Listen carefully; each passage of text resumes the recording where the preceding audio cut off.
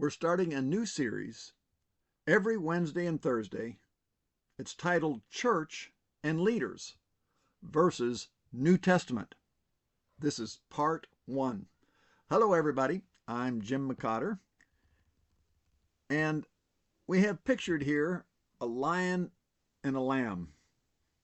The lion and lamb display two characteristic qualities of God's New Testament spiritual leaders. Like a lion, bold and fearless; like a lamb, gentle and humble. After 2,000 years of historically accumulated church traditions, some of the most basic biblical truths have been smothered over with layers of theological, bureaucratic mishmash. Today's church gatherings are nothing like they were in the New Testament. Today's church leadership model is nothing like it was in the New Testament. Worse yet, as biblically obvious as this is, most spiritual leaders today either don't see the obvious or more likely don't want to see it. And why is this so important?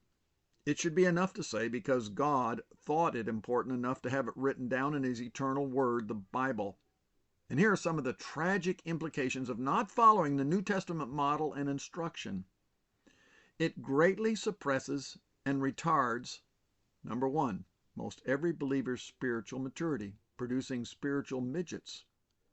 Number 2, numerical church growth and multiplication.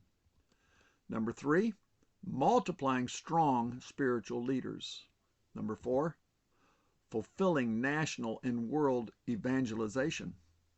Number 5, Christianizing national cultures. Now, are you ready to see this addressed biblically? If so, it will necessitate you being like a Berean, quote, open-minded and eager to learn, end quote. Acts 17:11 says, and I quote, "And the people of Berea were more open-minded than those in Thessalonica, and they listened eagerly to Paul's message. They searched the scriptures day after day to see if Paul and Silas were teaching the truth," end quote. The Pharisees never wanted to change their traditions. Jesus said they had eyes but could not see, and ears but could not hear. So here we go. If you're a non-Pharisee, this section is titled Elders. We are going to start with spiritual leadership of elders because that is where all New Testament leaders started before receiving their spiritual gifts of apostle, prophet, evangelist, pastor, and teacher,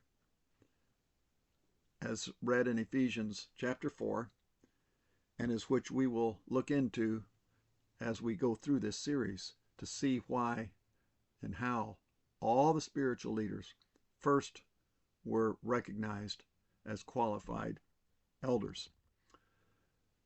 Defining new elders. First, look at what the biblical word elder does not mean. Biblically, it did not mean physically or old or physically older. However, it did mean spiritually older and mature. Most New Testament spiritual leaders in their beginning days were in their 20s or even in their teens. So you certainly don't have to be physically old to be a spiritual leader, to be an elder. Jesus was 30 when He started His ministry.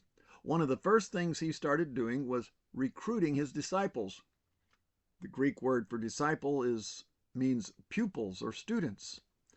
In a couple years, Jesus had recruited, trained, and sent out 12 of His disciples, calling them apostles, to preach to the cities all over Israel. Jesus, being only 30 years old when He started, meant that all His students, disciples, would have for sure been younger, in their 20s and even teens. According to Exodus 30:13 and 14, only those older than age 20 were required to pay the 2 drachma taxes. The fact that Jesus only paid the tax to cover Himself and Peter might indicate that Peter was the only one of Jesus' 12 students who were older than 20. Moreover, Peter's the only disciple that we know was married at that time, suggesting the others being in their teens, which would have been most common at that time. First-century Jewish historian Flavius Josephus wrote that most Jewish boys were married by the time they were in their 20s. Jewish boys were considered adult men in their teens. We know John, the apostle, was no doubt a very young teenager because of how he was referred to in the Gospels. Additionally, it is understood that John wrote the book of Revelation around 95 AD, making it necessary for John to have been a very young teenager when Jesus chose him and when he was sent out as an apostle. So we know all Jesus' spiritual leaders were very young men. We also know the apostle Paul had very young men with him who he appointed as apostles. Paul told Timothy, 1 Timothy 4, verse 12, quote, "Let no one look down on your youthfulness," end quote. Paul wrote this while Timothy was admonishing and teaching churches and giving the qualifications for his appointing of new elders, 1 Timothy 3:1. Moreover, 10 years before Paul wrote 1 Timothy, Paul wrote 1 Thessalonians and recognized Timothy then as a fellow apostle, 1 Thessalonians 1:1 and chapter 2, verse 6. Now, sometime prior to writing 1 Thessalonians, Paul, in 2 Timothy 1:6, through the laying on of my hands, end quote, had appointed Timothy as a fellow apostle. And at least 2 years prior to 1 Thessalonians, and before Paul even picked Timothy up to travel with him, Timothy had been appointed as a fellow elder in his home city, church of Lystra.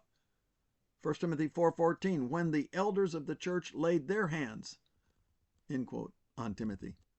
In light of all the above, without question, Timothy had to be in the beginning of his teen years when he was first appointed as a fellow elder. It's also evident that Titus and Silas were also very young, unmarried men. Most all of Paul's fellow apostles were very young men. No New Testament leaders went to Bible schools or seminaries. There were none, and for good reason. They are poor substitutes at best compared to how New Testament leaders were trained and raised up.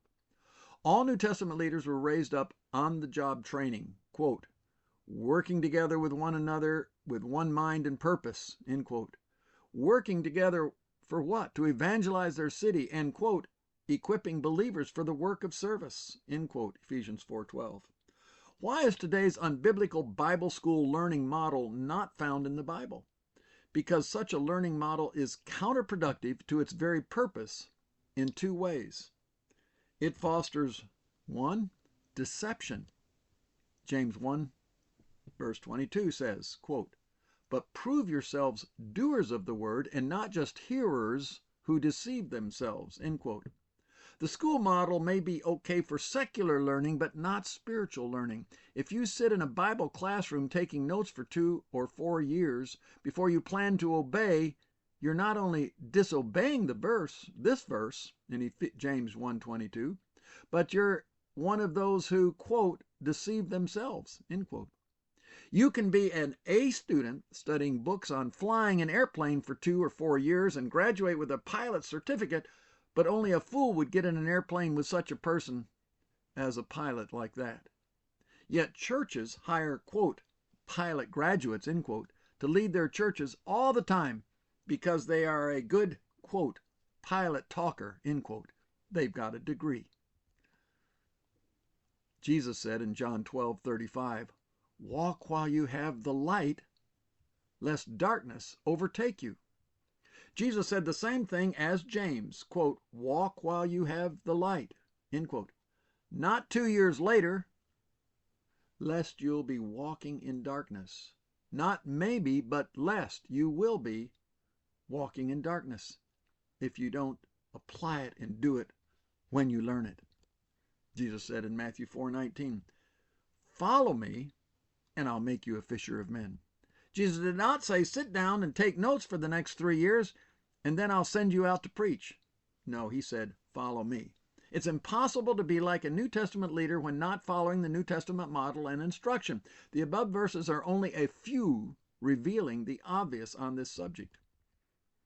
The second reason it's counterproductive, the school model, is because it makes arrogance. 1 Corinthians 8:1 says, "But while knowledge makes us feel important It is love that strengthens the church, end quote. Other translations say, knowledge makes one conceited, or, but knowledge puffs up, end quote. And the word knowledge here in Greek is gnos, which means intellectual knowledge. Proverbs 11:2 says, when pride comes, then comes disgrace, but with humility comes wisdom. That's different than knowledge.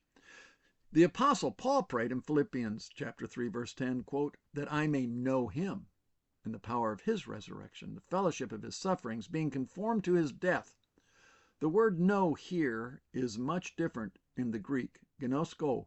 It means to have an experiential knowledge of him, an experiential knowledge of his power, an experiential knowledge of his sufferings, not just an intellectual knowledge.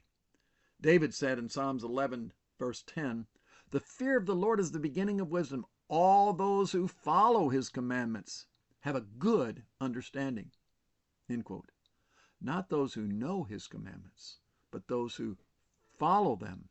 They're the ones, all of them, have a good understanding. The New Testament leadership model had enormous implication in raising up young spiritual leaders. The New Testament goal, as we will see as we continue to go through this series, it was for all young Christian men to grow up spiritually and become spiritual leaders. This was necessary then and today to be able to, quote, turn the world upside down for Christ as they did. This was the clear New Testament picture of the first century Christians, as they in fact were reaching the whole world, as all the following scriptures confirm. Acts 9:35, Acts 17:6 through 7, Acts 24:5, Romans 1:8, Romans 16:25 through 27, 1 Corinthians 4:9, and Colossians 1:6 and Colossians 1:23, and 1 Thessalonians 1:8 and 1 Timothy 3:16. New Testament Christianity was an enormous worldwide lay movement driven by non-professional young men, spiritual leaders. All spiritual leaders were elders, overseers, one and the same.